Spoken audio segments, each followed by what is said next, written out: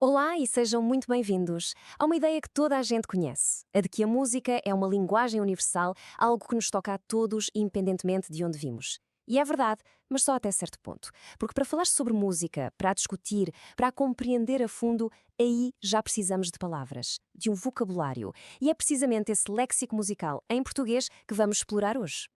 Então, a grande questão que nos vai orientar é esta: como é que pegamos em conceitos tão abstratos como a harmonia, a melodia, o ritmo e os traduzimos para a nossa língua? Como é que se fala de música em português? É uma viagem fascinante, esta que vamos fazer, bem na fronteira entre a arte e a linguagem.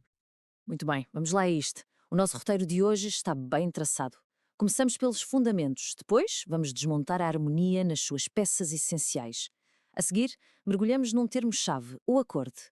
Damos um salto a um instrumento que é a alma de Portugal e depois abrimos o palco a uma autêntica orquestra de palavras antes de terminarmos com uma reflexão sobre a importância disto tudo. Antes de sequer pensarmos em instrumentos, temos de perceber a matéria-prima da música. É um pouco como um cozinheiro que, antes de criar um prato, tem de conhecer o salgado, o doce, o amargo. Na música é igual, e tudo se resume a três pilares fundamentais. O primeiro pilar é a melodia. Pensem na melodia como a personagem principal de uma história. É a sequência de notas que nos fica no ouvido, a parte que cantarolamos no chuveiro. Musicalmente costuma dizer-se que é o elemento horizontal, porque as notas se sucedem no tempo, uma a seguir à outra, formando uma linha. A seguir, temos a harmonia. Ora, se a melodia é a personagem, a harmonia é o cenário, a atmosfera à volta dela. É o que acontece quando várias notas soam ao mesmo tempo. São os acordes que dão cor, profundidade e emoção à melodia. Este é o elemento vertical da música. Notas empilhadas umas sobre as outras. E claro, nada disto funcionaria sem o ritmo. O ritmo é o coração pulsante da música. É a organização do tempo, o padrão de durações, dos sons e dos silêncios que nos faz querer dançar ou simplesmente bater o pé. Sem ritmo, a melodia e a harmonia seriam apenas um caos de sons. O ritmo é o que lhes dá ordem, pulso e vida. E esta imagem resume tudo de forma perfeita. De um lado, a melodia, a nossa linha horizontal, a história a ser contada nota a nota. Do outro, a harmonia, a nossa coluna vertical, a profundidade emocional criada num único instante. É precisamente no diálogo entre estas duas dimensões, o horizontal e o vertical, que a magia da música acontece. Agora que já percebemos o que é a harmonia, vamos olhar com uma lupa para a sua unidade mais pequena e fundamental, o acorde. A palavra acorde, em português, é uma porta de entrada para o universo de significados, e vamos ver como um estudo académico nos ajuda a abrir essa porta. Olhem bem para esta nuvem de palavras. É fascinante, não é? No centro, gigante, a palavra acorde.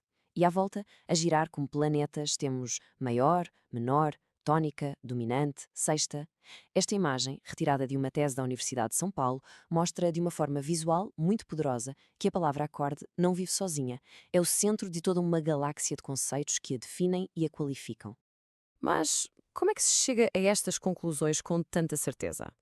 Bem, os investigadores usaram uma ferramenta poderosíssima chamada linguística de corpos. Basicamente, em vez de adivinharem como as pessoas falam de música, eles foram ver. Criaram uma biblioteca digital gigante, um corpus, com milhares de textos reais sobre música e depois usaram computadores para analisar padrões. É como ter um superpoder para entender a linguagem. O processo, na verdade, é bastante lógico. Primeiro, o trabalho de detetive, juntar centenas de manuais, artigos, livros sobre música. Depois, a tecnologia entra em ação. Um software lê tudo e começa a contar. Quantas vezes aparece acorde maior e acorde diminuto? Que palavras vêm antes ou depois? E com toda essa informação, o passo final: construir um glossário que não se baseia em achismos, mas sim em dados concretos sobre como a linguagem é realmente usada. E aqui conseguimos espreitar por cima do ombro dos investigadores. Isto é o que o software mostra. Do lado esquerdo, ele está a destacar todas as frases onde encontrou acorde maior nos textos em português. Do lado direito, está a fazer exatamente o mesmo para o termo inglês block chords. De repente, o estudo da linguagem deixa de ser abstrato e passa a ser algo que se pode ver, contar e medir. É incrível. Bom, já falamos de conceitos e de teoria. Agora vamos passar da abstração dos acordes para um dos instrumentos mais belos que lhes pode dar voz. Um instrumento que é, sem dúvida, um dos maiores símbolos da cultura portuguesa: a guitarra portuguesa. Esta citação revela algo muito especial sobre as suas origens. A guitarra portuguesa não é um instrumento qualquer. Ela tem uma linhagem antiga e nobre. descende diretamente do sistre, um instrumento que se ouvia nas cortes europeias do Renascimento. Portanto, quando ouvimos uma guitarra portuguesa, estamos a ouvir ecos de séculos de história musical. As suas características são absolutamente únicas. Aquele corpo em forma de lágrima ou de pera e as suas 12 cordas de aço, organizadas em 6 pares, que lhe dão aquele som metálico, brilhante e cheio de alma. O som do fado. E é curioso que existam duas afinações principais, que representam duas tradições. A de Lisboa, mais ligada ao fado cantado, e a de Coimbra, a banda sonora da canção de estudante, do fado de Coimbra.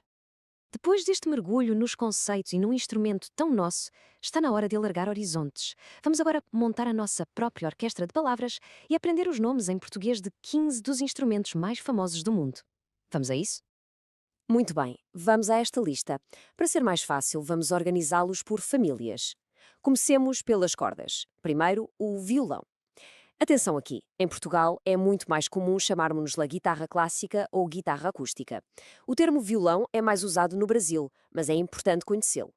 A sua irmã mais nova e mais barulhenta é a guitarra elétrica, o motor do rock e de tantos outros géneros. Para dar peso e a base grave a tudo isto, temos o imponente contrabaixo. Na outra ponta do espectro sonoro, agudo e expressivo, está o violino, a estrela da orquestra clássica. E para um som quente, profundo, muitas vezes comparado à voz humana, temos o magnífico violoncelo. Agora, vamos para as teclas e percussão. O rei aqui é, sem dúvida, o piano.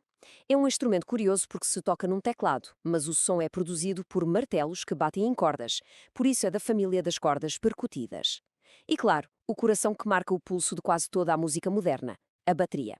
Passemos aos sopros. Nas madeiras temos o som sensual e inconfundível do saxofone. Depois, o som cristalino e ágil da flauta. E a voz penetrante e versátil do clarinete. Agora, os metais, com a sua potência. Temos o som brilhante e triunfante do trompete. E o seu parente mais grave, com aquele som majestoso e o seu mecanismo de vara tão característico, o trombone. Para o fim, guardei alguns instrumentos com uma identidade cultural muito forte. O nosso cavaquinho, essa pequena maravilha de 4 cordas, que é a alma da música popular portuguesa e que viajou até ao Brasil para dar origem ao ukulele. O pandeiro, essencial para marcar o ritmo do samba, mas presente em tantas outras tradições. E por fim, o acordeão, que é quase uma orquestra de um homem só, com o seu fole a respirar música. Como vemos, há nomes que são quase iguais em todo o lado, e outros que guardam a identidade da nossa língua. Já vimos os tijolos da música, as ferramentas para estudar e até um léxico de instrumentos.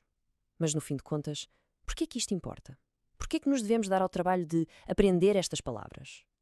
É isso que vamos ver agora, para fechar o nosso raciocínio.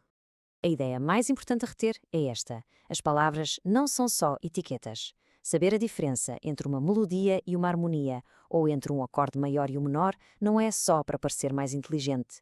É que ao nomear as coisas, passamos a ouvi-las de forma diferente, mais atenta, mais profunda.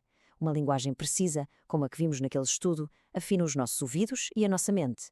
Permite-nos apreciar melhor a arte dos outros e, quem sabe, criar a nossa com mais clareza. E deixo esta última questão no ar. Se as palavras em português nos abrem estas portas para entender a música, imaginem o que estará escondido no vocabulário de outras línguas. Que conceitos, que formas de sentir e pensar a música que talvez nem tenham tradução direta estarão à nossa espera para serem descobertos. Talvez a próxima grande viagem musical comece simplesmente por aprender uma palavra nova. Fica a reflexão. You are doing great. Don't stop. Subscribe and watch the next video.